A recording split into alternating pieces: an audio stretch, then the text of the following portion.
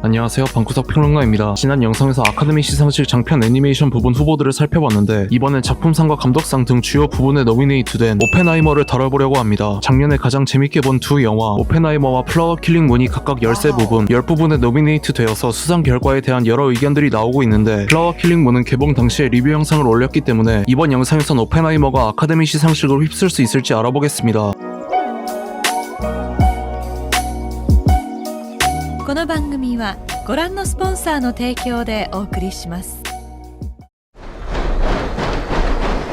8, 7,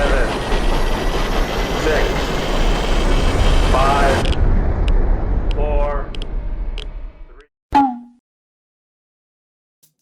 오펜하이머는 앞서 진행된 크리틱스 초이스 어워드와 골든 글로브 시상식에서 작품상과 감독상, 그리고 세턴 어워드에서 스릴러 영화상, 여우조연상, 영화 편집상을 수상해서 이번에 크리스토퍼 놀란 감독의 첫 오스카 수상이 유력하다는 의견이 많이 나오고 있습니다. 다만 여러 부분에서 함께 후보에 오른 플라워 킬링 문과 가여운 것들 또한 오펜하이머에 뒤지지 않게 매우 좋은 평가를 받았기 때문에 수상을 확신하기엔 무리가 있습니다. 이 영상에선 영화 오펜하이머의 리뷰와 수상 가능성을 다루고 과학에 관한 내용은 다루지 않습니다. 문과 출신인 제가 양자물리학을 제대로 설명할 능력이 되지도 않고 저는 작년 8월 15일 개봉 당일에 아이맥스 첫 회차로 영화를 관람했었습니다. 보고 나오면서 정말 잘 만든 영화라고 생각했고 세계대전 관련 역사를 좋아해서 당시의 시대상을 정말 잘 표현했다고 느꼈는데 당시 물리학을 연구하던 학계의 학자들과 영화에서 중점적으로 다루는 양자물리학에 대한 자세한 내용들은 정확히 몰랐기 때문에 관련 내용들을 쭉 읽어본 다음에 영화를 다시 관람하니 첫 회차에선 보이지 않았던 부분들도 보여서 정말 좋았습니다. 개인적으로 이 영화에서 가장 좋았던 장면은 일본의 원자폭탄이 떨어진 뒤 로스 엘레모스의 연구원들 앞에서 연설을 하던 중 오펜하이머의 얼굴이 굳어지며 원자폭탄의 여파가 겹쳐 보이는 장면이었습니다. 그 누구보다도 기뻐해야 할 인물인 오펜하이머가 그 순간 죄책감을 느낀다는 것이 모순적이라는 생각이 들었고 영화 전체가 오펜하이머라는 인물의 모순적 면모를 강하게 조명하고 있다고 느꼈습니다. 트리니티 실험이 성공하자 그는 바가바드 기타 속 문구를 인용하는데 실상은 인간들이 자멸하게 만들 도구인 불을 전해준 프로메테우스가 바위산에 묶여 매일 독수리에게 간을 쪼아먹히는 벌을 받았듯이 인류를 파멸로 이끌 핵무기를 창조한 뒤 죄책감에 시달리며 과거 행적으로 인해 공산주의자로 낙인 찍히게 됩니다. 루이스 스트로스가 오펜하이머에게 왜 아인슈타인 같은 최고의 과학자를 맨해튼 프로젝트에서 제외했는지 물어볼 때 오펜하이머는 아인슈타인이 최고의 과학자라는 말에 한때는 그랬다라고 하는데 유대인이라는 이유로 히틀러에게 독일 국민이 아닌 적으로 낙인 찍히고 나치의 유대인 탄압을 피해 미국으로 망명한 아인슈타인이 공산주의자로 낙인 찍혀 이길 수 없는 싸움을 계속하던 오펜하이머에게 한밤중에 찾아와 조언을 하는 장면에서 아이러니함을 느꼈습니다. 그 외에도 오펜하이머와 스트로스의 시점을 각각 컬러와 흑백으로 대척점에 있도록 묘사하지만 두 인물의 체온은 비슷한 것과 실험 물리학을 버리고 이론 물리학을 연구하게 되지만 이론엔 한계가 있다는 어니스트 로렌스의 의견을 본인이 직접 인용하며 실험을 적극적으로 받아들이게 되는 것, 그리고 진 테드럭과의 사랑 등 모순투성이었던 오펜하이머의 면모가 크리스토퍼 놀란 감독의 훌륭한 연출력 덕분에 영화 속에 잘 묘사되었습니다. 또한 호이트 반 호이테마가 촬영 감독을 맡은 영화답게 3시간이라는 긴 러닝타임 내내 훌륭한 영상미에 매료되었고 로드비 고란손의 음악 또한 몰입에 큰 역할을 해서 시각과 청각 모두 만족스러운 영화였는데 촬영 편집, 음향, 음악상은 충분히 수상 가능성이 있다고 봅니다. 이번 아카데미 시상식에서 나무주연상, 나무조연상, 여우조연상에 노미네이트 되었는데 이 영화에서 연기가 어색하다고 느낀 배우가 단 한 명도 없었으며 누구인지 알아보지 못한 배우도 있었습니다. 영화 속 두 주역인 킬리언 머피와 로버트 다우니 주니어 모두 골든글로브 시상식에서 수상에 성공했던 만큼 아카데미상 또한 충분히 가능하다고 생각합니다. 감독상 또한 유력하다고 보는데 작품상은 베니스 영화제 황금사자상을 수상한 가여운 것들이 만만치 않은 상대라서 수상을 확신하기엔 무리가 있을 것 같습니다. 크리스토퍼 놀란 감독의 영화들을 예전부터 즐겨봤는데 인셉션으로 세턴 시상식 감독상만 수상하고 오펜하이머 이전 영화들로 골든글로브와 아카데미상을 수상하지 않았다는 점에서 놀라기도 했습니다. 이번 골든글로브 시상식에서 감독상을 수상해서 기뻤는데 이 기세를 이어서 아카데미 시상식에서도 좋은 결과가 있었으면 합니다. 오펜하이머가 과연 아카데미 시상식에서 몇 개의 상을 수상할지 여러분들의 의견 댓글에 남겨주시면 감사하겠습니다. 이상 시청해주셔서 감사합니다.